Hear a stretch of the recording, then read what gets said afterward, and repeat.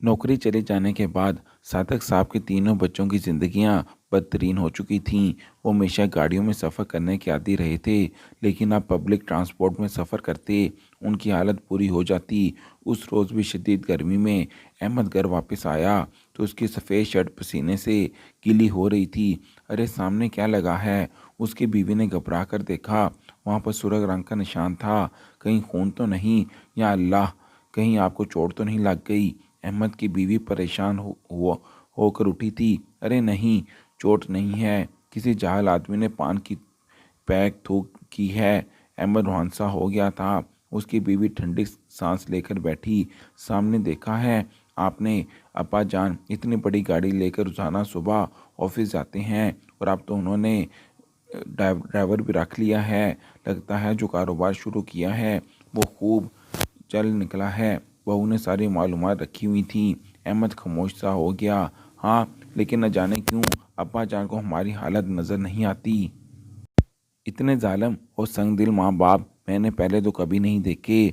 वो रो पड़ने के करीब था। उसे अपने वजूद से गिन सी आ रही थी। उसे अच्छी तरह पता था कि पब्लिक ट्रांसपोर्ट में इस तरह इसके साथ चिपक चिपक कर बैठने वाले गंदे मैले हुलिये वाले अफराद के साथ रहते रहते अब उसकी शख्सियत भी वैसी ही होती जा रही थी। उसे अपने आप में से बू आने लगी थी। वो बार बार बातें करते हुए सर खुजाता। शायद उसके सर में जुएं भी पड़ गई थी। तभी दरवाज़ा खुला और ज़ुबैर और शबीर अंदर दाखिल हुए। उन दोनों के चेहरों पर ज़माने भर की थकन थी और बाल अभी से ही सफ़ेद होने लगे थे। फौजिया, फौजिया, खाना ले आओ, सख्त भूख लगी है। शबीर कुर्सी पर ठहरने के से अंदाज में बैठते हुए बोला था।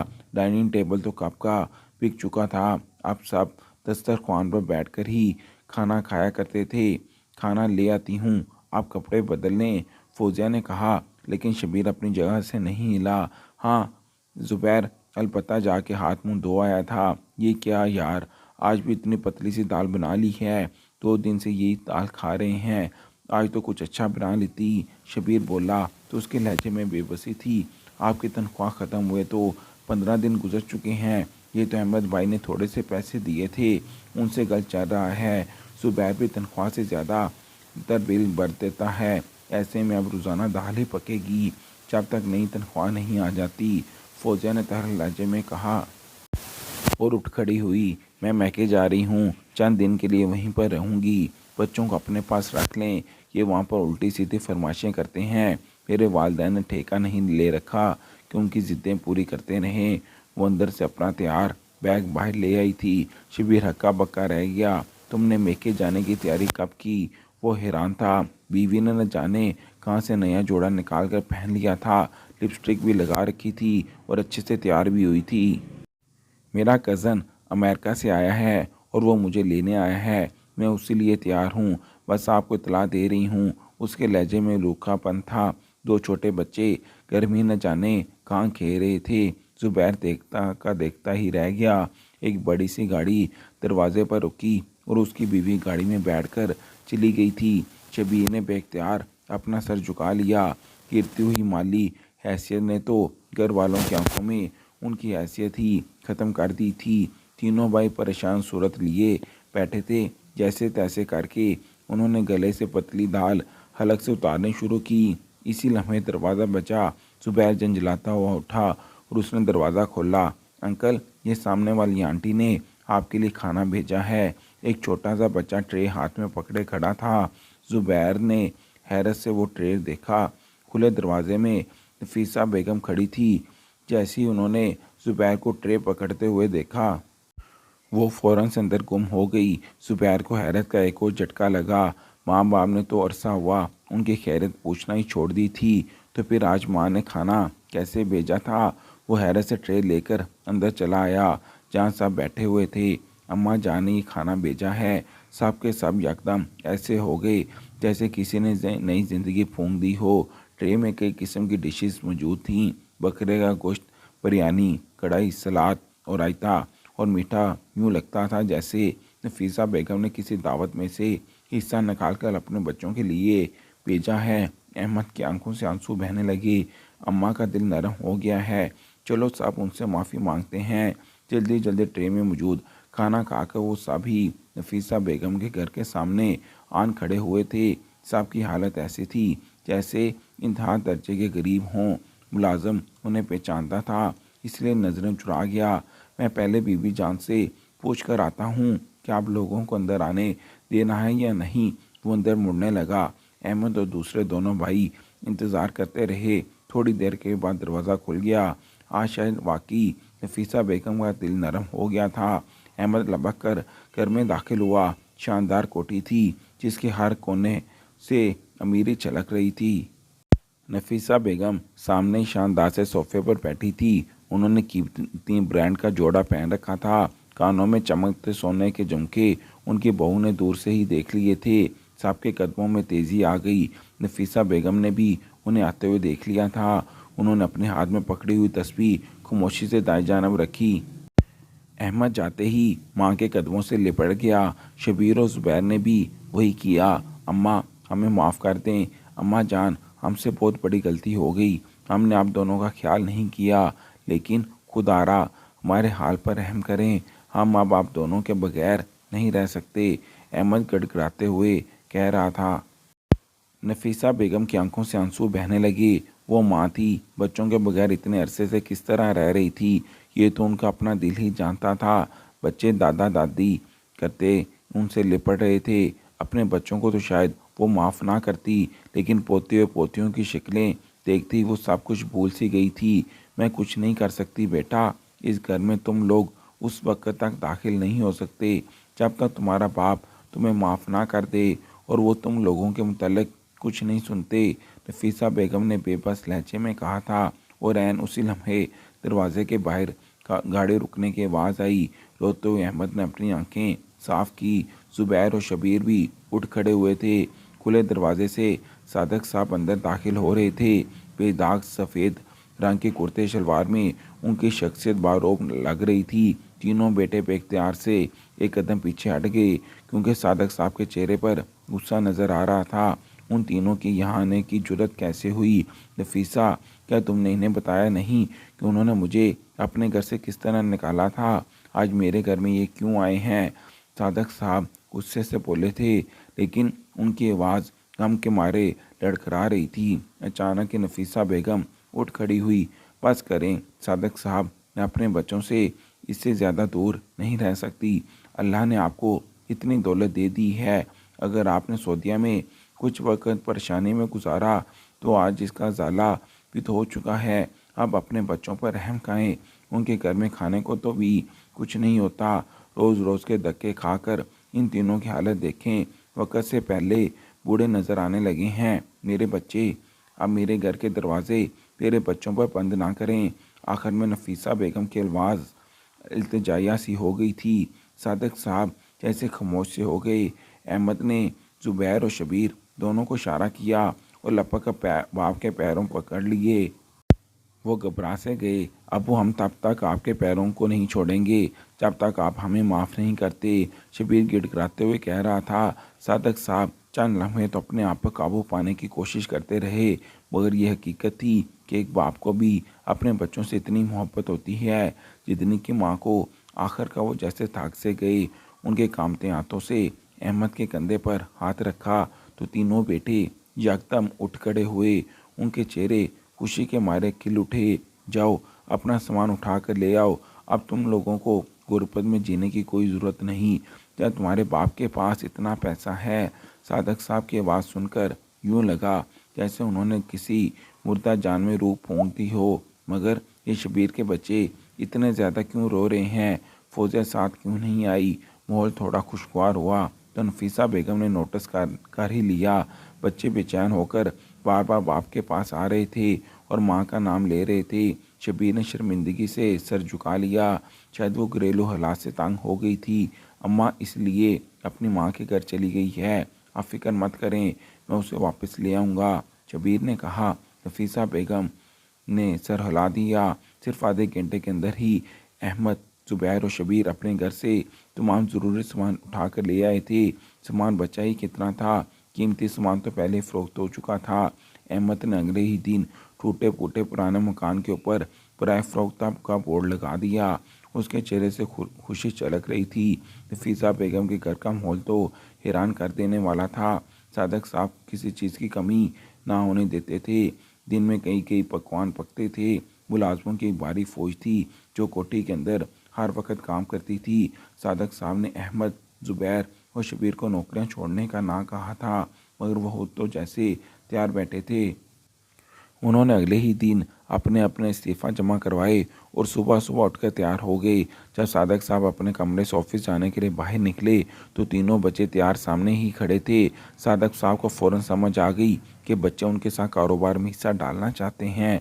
उन्होंने एक ठंडी सी सांस ली और नाश्ता करने के लिए बैठ गए।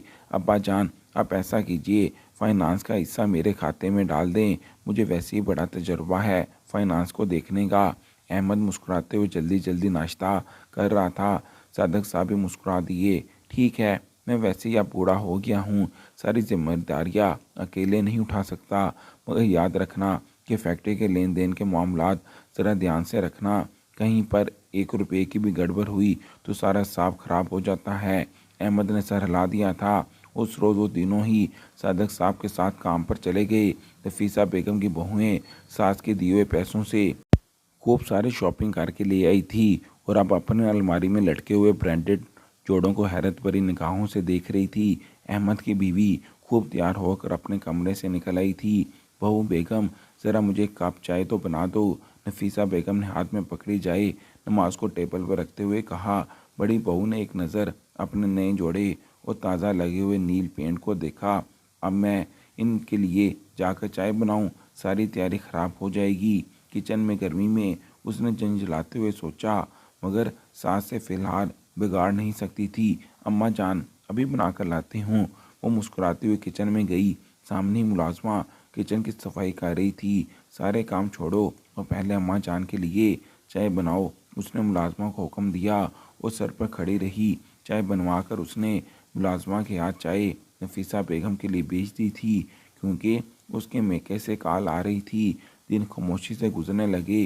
नफीसा बेगम की तबीयत अक्सर ख़राब रहती थी। उन्होंने बखुशी घर का तमाम इंतज़ाम बहू के हाथ में दे दिया था। उस शाम सभी लांच में बैठे बातें कर रहे थे। जब दरवाजे से शबीर अंदर दाखिल हुआ, उसके साथ फौजिया भी थी और वो उससे हल्के हल्के आवाज़ में कुछ समझाते हुए ला रहा था। फौजिया के चेहरे पर शदीद गर्मी के तासुरात थे, मगर जब उसने कोठी के अंदर की मीरी को देखा तो यकदम मुतमिन सी हो गई। उसने नफीसा बेगम सादक साहब से यही कहा था कि मेके में उसके वालिदैन कुछ बीमार थे, इसलिए वो इतना अरसा वहाँ रुक गई। नफीसा बेगम को भला क्या एतराज़ हो सकता था। उन्होंने सर हिला दिया। उस रोज़ नाश्ते की टेबल पर सादक साहब कुछ परेशान से थे। क्या हुआ, अब नाश्ता नहीं कर रहे? नफीसा बेगम ने पूछा। अहमद और बाकी दोनों बेटे अब थोड़ी देर से ऑफिस जाया करते थे, इसीलिए उस वक़्त टेबल वो दोनों अकेले थे। पता नहीं नफीसा, कुछ समझ नहीं आ रहा। अकाउंट्स में मुसलसल गड़बड़ हो रही है। बड़ी बड़ी रकमें न जाने कहाँ चली जाती हैं। लेन देन के मामलात में पहले तो कभी इस तरह का मसला नहीं हुआ जितना अब हो रहा है। सादक साहब परेशान थे। नफीसा बेगम चुप सी हो गई। कुछ देर के बाद वो ऑफिस चले गए, लेकिन थोड़ी ही देर के बाद ऑफिस से फ़ोन आ गया जिसने पूरी कोठी के मकीनों को हिला कर रख दिया। सादक साहब को हार्ट अटैक हुआ था। उनका एक बड़ा ऑर्डर कैंसिल हुआ था, जिसकी वजह से उन्हें शदीद सदमा पहुंचा था। नफीसा बेगम के हाथ से मोबाइल छूटकर नीचे जा गिरा। अहमद, अहमद, उन्होंने बेख्तियार आवाज़ दी। अंदर कमरे में बीवी के हाथ में सोने का कंगन पहना रहा था। अहमद यकदम चौंका। क्या हुआ अम्मा जान? उसने बेजार से अंदाज में आवाज़ लगाई, मगर नफीसा बेगम तो फूट फूट कर रो रही थी। मुलाजम ही दौड़कर अहमद के पास आया। आपके ऑफिस से फ़ोन आया है, आपके अब्बा जान को हार्ट अटैक आया है, उन्हें हॉस्पिटल लेकर गए हैं। खबर ऐसी थी कि अहमद थोड़ा वो क्लास आ गया। वो जल्दी से बाहर निकल आया, मगर पीछे उसकी बीवी ने जल्दी से अहमद की दी हुई नोटों की बड़ी बड़ी गठियाँ फ़ौरन से अलमारी में संभाल दी थी। दोनों बेटे भी जाकर बाहर आ गए थे। अरे माँ बाप, अम्मा, आप रोना धोना तो बंद करें, हम अभी जा रहे हैं देखने के अब्बा को क्या हुआ है, शबीर ने बेजारी भरे अंदाज में कहा था। नफीसा बेगम एकदम चुप सी हो गई। अभी अब्बा को कुछ नहीं हुआ, मरे नहीं हैं वो, जो अब आप इसी तरह से आंसू बहा रही हैं। बड़ी बहू ने नखुवत से कहा था, सादक साहब अभी सिर्फ अस्पताल ही पहुँचे थे कि घर वालों के तेवर दोबारा से बदलने लगे थे। नफीसा बेगम खामोशी हो गई। बच्चे अस्पताल चले गए तो वे बेचैनी से टहलने लगी। शाम के वक़्त अहमद और शबीर ने फ़ोन करके इन्हें बताया कि सादक साहब अभी आईसीयू में हैं। उनके दिल के कई वाल्व बंद हैं और शदीद टेंशन की वजह से उनका ब्लड प्रेशर भी कंट्रोल नहीं हो रहा। डॉक्टर्स उनकी हालत को खतरे से बाहर करार नहीं दे रहे थे। परेशानी की एक और लहर घर में दौड़ गई थी, मगर इस परेशानी का शिकार सिर्फ नफीसा बेगम थी। रात की तरीकी छाई तो गाड़ी रुकने की आवाज़ आई। अहमद, शबीर और ज़ुबैर तीनों ही वापस आ गए थे। वो बड़े खुशगवार अंदाज में एक दूसरे से बातें कर रहे थे। क्या हुआ, तुम्हारा अब्बा ठीक हो गए हैं क्या? नफीसा बेगम ने हैरत से उन्हें वापस आते देखा तो पूछ लिया, अरे नहीं अम्मा जान, भला अस्पताल में इतने दिन कहाँ रह जाता है। अब्बा की तबीयत तो संभलते हुए काफ़ी वक्त लग जाएगा। आप फिक्र ना करें, अंदर जाकर सो जाएं। मैं अस्पताल के लड़के को पैसे देकर आ गया हूँ कि अगर कोई काम हुआ तो वो मुझे बुला लेगा। दरअसल मुझे तो वहाँ सख्त बिस्तरों पर नींद ही नहीं आती।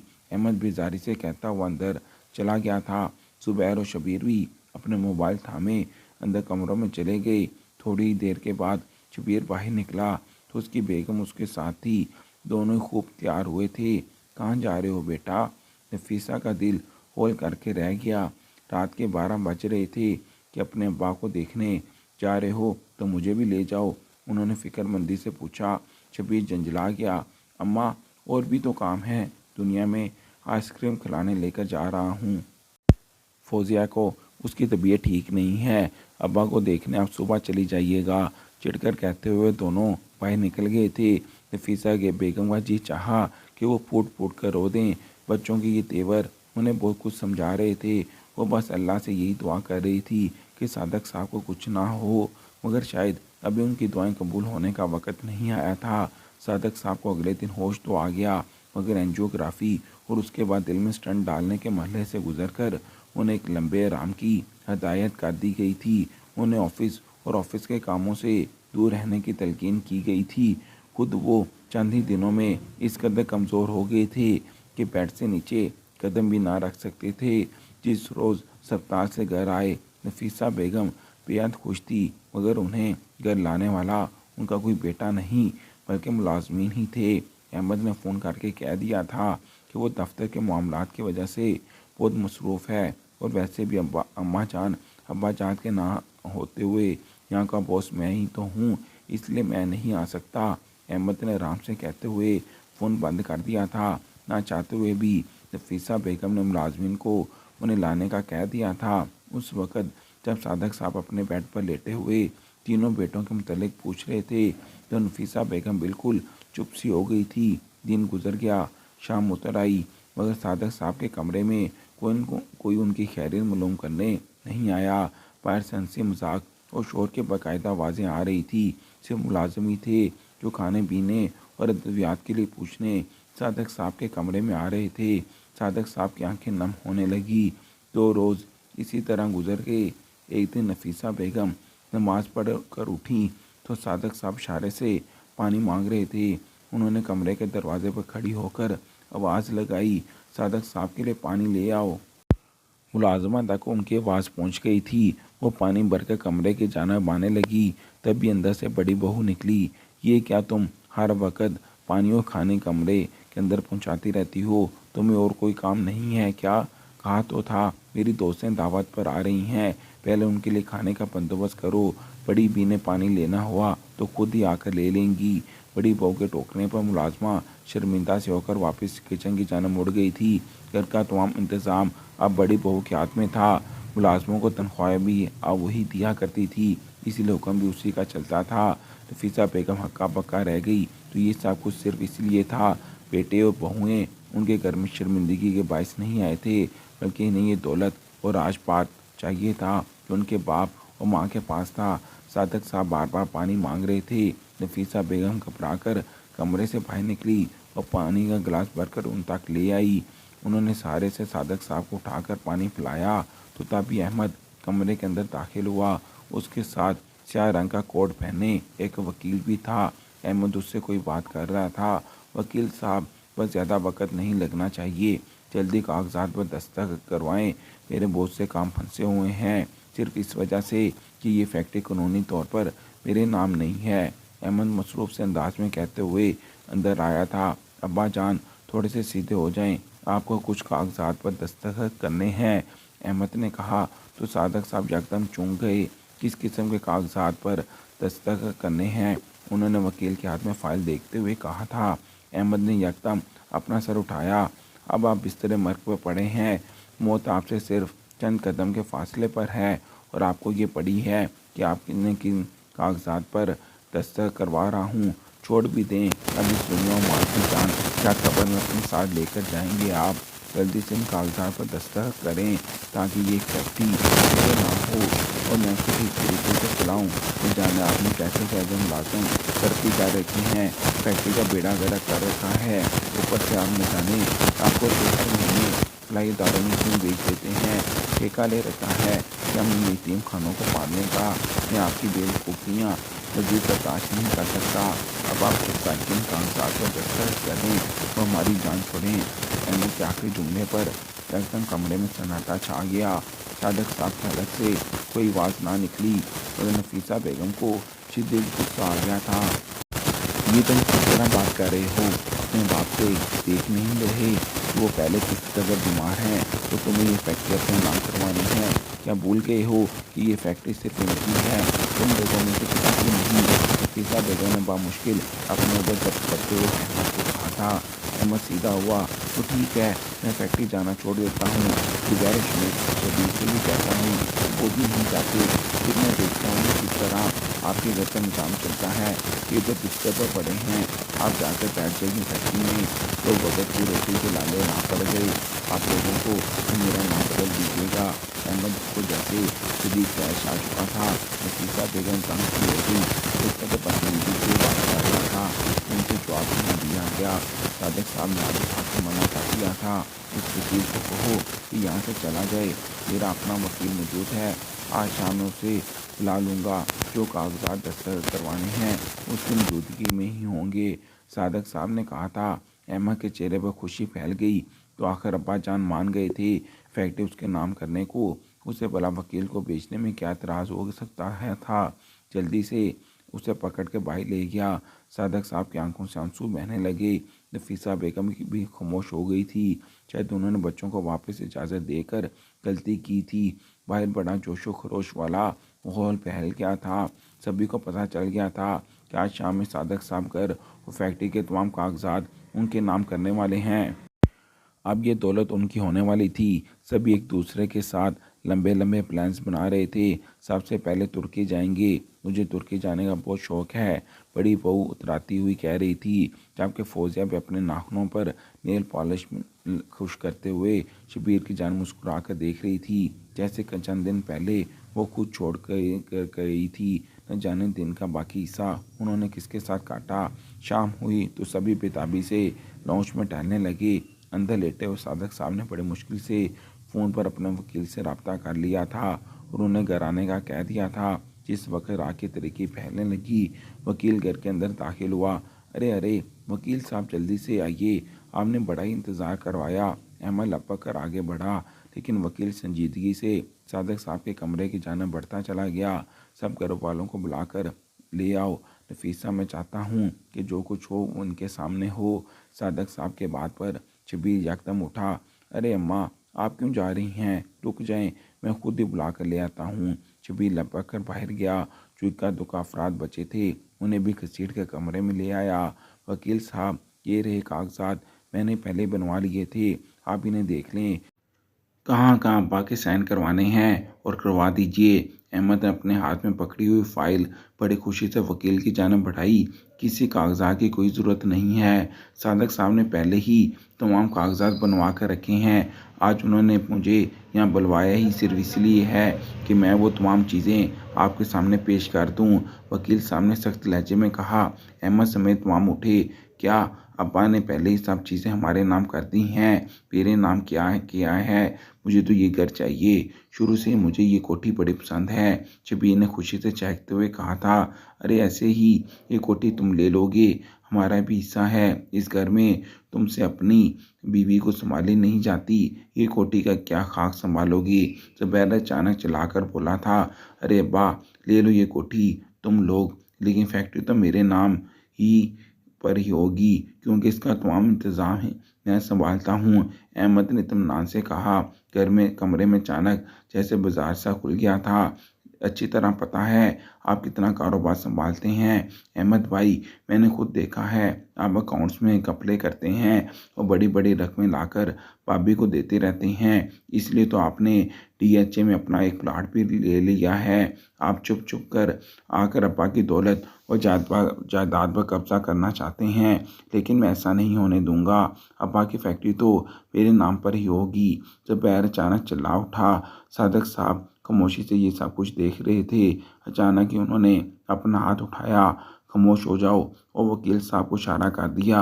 जब आप लोग सामने वाले घर में रहते थे तो सादक साहब की एक दफ़ा तबीयत खराब हुई थी, तभी उन्होंने अपनी वसीयत बनवा ली थी, और इस वसीयत के मुताबिक ये तमाम घर और फैक्ट्रियाँ नफीसा बेगम के नाम पर हैं। उनकी मर्ज़ी के मुताबिक ही जायदाद की मुंतकिल होगी, लेकिन अगर वो ना चाहें तो इस फैक्ट्री और घर में आप एक ईंट तक उठाकर अपने नाम पर नहीं कर सकते, बल्कि अगर वो आप लोगों को इस घर से निकालना चाहें तो अभी और इसी वक्त निकाल सकती हैं। आपका इस घर पर कोई इख्तियार नहीं। वकील ने फरफा वसीयत पढ़कर सुना दी थी। अहमद समेत साहब को साफ सूंघ गया। ये सब क्या है अब्बा, आपने हमारे नाम पर कुछ नहीं रखा। अहमद चिल्ला उठा था। सादक साहब मुस्कुराए। तुम जैसे आस्तीन के सांपों को पहले ही अपनी ज़िंदगी का बड़ा हिस्सा दे चुका हूँ। मैंने तुम लोगों को दूसरा मौका दिया, इस घर में रहने की मोहलत दी, कारोबार में हिस्सा दिया, मगर तुम मेरी पीठ में छुरी घोंपने लगे। उस रोज़ मैंने तुम्हारे ये गबन का रिकॉर्ड देख लिया था, इसलिए मेरी तबीयत खराब हुई। अब तुम लोगों को इस घर में कोई जगह नहीं। मैं चंद दिनों में सेहजाब हो जाऊंगा तो अपना कारोबार खुद देख लूँगा।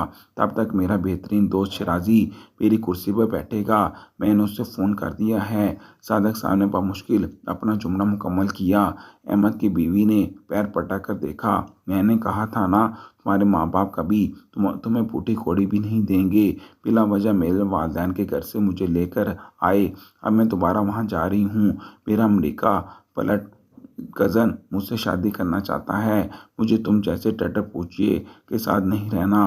पालो अपने बच्चे खुद ही। मुझे यहाँ पर कह कर लाए थे कि अब्बा अम्मा को बेवकूफ़ बनाकर चंद ही दिनों में ये मकान अपने नाम करवा लोगे, और क्या मिला तुम्हें? फूटी कौड़ी। पैर पटकते हुए अहमद की बीवी फौजिया कमरे से निकलती चली गई। शबीर भी बौखला गया, मगर अब सादक साहब और नफीसा बेगम इन तीनों पर कोई रहम नहीं खाने वाले थे। मुलाजमीन ने सादक साहब के हुक्म पर इन तीनों को घर से बाहर निकाल दिया था। गनीमत था कि सामने वाला घर अभी तक फ़रोख्त नहीं हुआ था। शानदार ज़िंदगी गुजारने के बाद थके टूटे कदमों से अहमद दोनों भाई जिस वक़्त अपने पुराने घर में दाखिल हुए, गर्द व मट्टी ने उनका इस्तकबाल किया। सादक साहब अपने घर में फूट फूट कर रो दिए थे। ये साचा के लालच का पेट कभी नहीं भरता।